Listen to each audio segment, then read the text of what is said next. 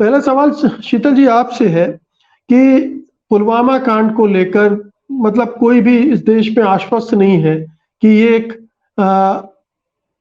कुछ ऐसी घटना थी जो बस हो गई, जो दूसरी आतंकवादी घटनाओं की तरह एक घटना थी। इसके बारे में बहुत सारे सवाल उठते रहते हैं और यहाँ तक कहा जाता है कि चुनाव के ठीक पहले इसको करवाया गया था, लेकिन ये चूंकि इसके कोई प्रमाण नहीं है इसलिए हम इसमें न जाएं तो ठीक होगा। अलबत्ता जो कुछ सतपाल मलिक ने कह दिया है वो बहुत विस्फोटक है, बहुत ये बताता है कि सरकार ने किस तरह की लापरवाही की, किस तरह की चूक की और इसे रोका जा सकता था। आपकी टिप्पणी।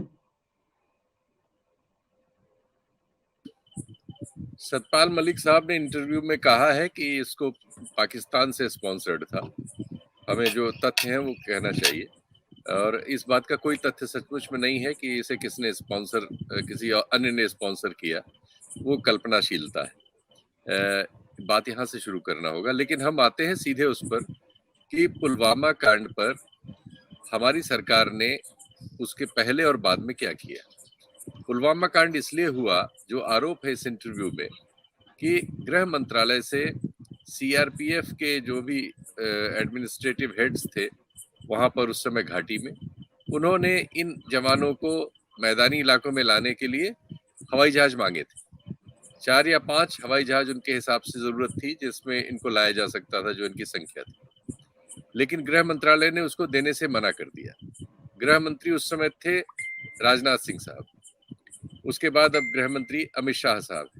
ये बात सिरे से गायब कर दी गई। हमारे मीडिया और सोशल मीडिया में जो हमारे प्रेजेंट डिस्पेंसेशन का कंट्रोल है उसने इस मुद्दे को गायब कर दिया। उसके बाद चूंकि बालाकोट हुआ, बालाकोट को इस तरह से प्रचारित किया गया कि वो चुनाव में हथियार बन गया और उसको वेपनाइज करके चुनाव में उससे जो भी लाभ लिया जा सकता था ले लिया गया। लेकिन ये सवाल अनुत्तरित पड़ा रहा कि गृह मंत्रालय ने आखिर किन आधारों पर इन जवानों को बलि का बकरा बनने के लिए सड़क मार्ग से वापस आने के लिए मजबूर किया। ये एक बहुत बड़ा सवाल है जो अनुत्तरित था और आज भी अनुत्तरित है। लेकिन अब इस इंटरव्यू के बाद ये सवाल बड़ा हो गया है। आज कांग्रेस ने इसको प्रेस कॉन्फ्रेंस में भी सामने कर दिया है। तो राजनाथ सिंह साहब के पास एक बहुत बड़ा नैतिक प्रश्न के तौर पर ये उपलब्ध है, क्योंकि 40 से ज्यादा जवानों की इसमें मृत्यु हुई है।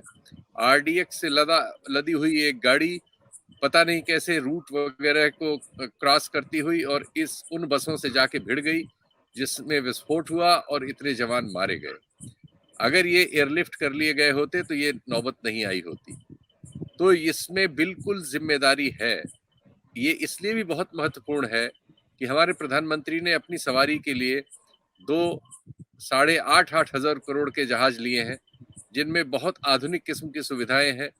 मिसाइल वगैरह से उसमें नचोट हो और वो वहां से कम्युनिकेशन के सारे साधन लग सकें और उसमें अन्य जो सुविधाएं संभव हो सकती सारी उसमें है। ये तो खैर एक पार्ट हुआ, उसका ऑर्डर पहले से चला आ रहा था। दूसरा पार्ट ये है कि उत्तर प्रदेश में पूर्वांचल एक्सप्रेसवे का उद्घाटन था।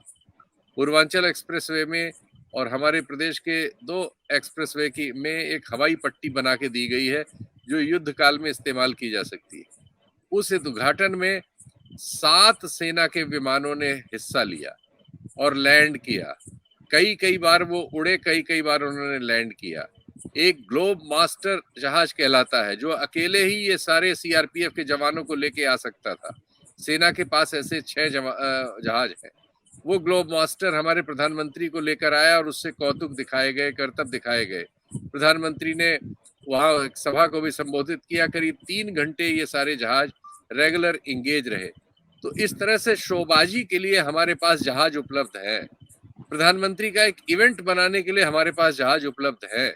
लेकिन देश के सैनिकों के लिए जो बॉर्डर पे अपनी जान दे रहे हैं, आतंकवाद से लड़ रहे हैं, हमारे जो पैरामिलिट्री के जवान हैं जो लगातार इस तरह की आंतरिक कारणों से और बाह्य कारणों से मिली जुली आंतरिक मामलों में हो रही हिंसा के शिकार हो रहे हैं, उनके लिए हमारे पास जहाज नहीं है या उनको मना कर दिया जाता है। ये एक बहुत बड़ा सवाल है और इस सवाल को उस दूसरे सवाल से बिल्कुल नहीं जोड़ना चाहिए कि पाकिस्तान का हाथ था कि नहीं था, कि किसका पैर था कि किसका सर था। जिसका होगा वो अपना भुगतान करे उसके लिए जो करना था, जो कहा गया, बालाकोट किया गया, वो भी अलग चीज है। उन दोनों चीजों को एक साथ नत्थी नहीं करना है। सीधी सी जी बात है, लोग आतंकवादी इलाके में तैनात थे, उन्होंने, उनके सीनियर्स ने गृह मंत्रालय से मांगा कि आप हमें अगर प्लेन दे दें तो ये लोग मैदानी इलाकों तक सुरक्षित पहुंच जाएंगे। कहा गया कि प्लेन नहीं दे सकते, नहीं दिया गया। नहीं दे सकते क्या, नहीं दिया गया। ये एक बहुत ही जरूरी सवाल है कि क्या भारत, अफगानिस्तान तो है नहीं कि उसके पास जहाज नहीं है या दूसरों पर निर्भर है, या हमारे पास इन जवानों के लिए हमारे, क्योंकि ये सरकार जो है और ये पार्टी जो है, ये राष्ट्रवाद, सेना के जवान, सुरक्षा बलों के जवान, इन सबको बहुत राजनीतिक रूप से इस्तेमाल करती है। इसलिए इस जी सरकार से ये सवाल बहुत दो टूक पूछे जाने वाला है। और उस समय के गृह मंत्री में अगर जरा भी नैतिकता है राजनाथ सिंह साहब में, तो उन्हें इसकी जिम्मेदारी लेते हुए जो उनकी समझ में आए, जो उनका विवेक उनको गवाही दे, जो उनका जमीर उनको बोले, वो उनको कहना चाहिए और करना चाहिए। ये मैं आज के आपके कार्यक्रम में कहना चाहता हूँ। मैंने आज दिन में जी भी कई जगह जी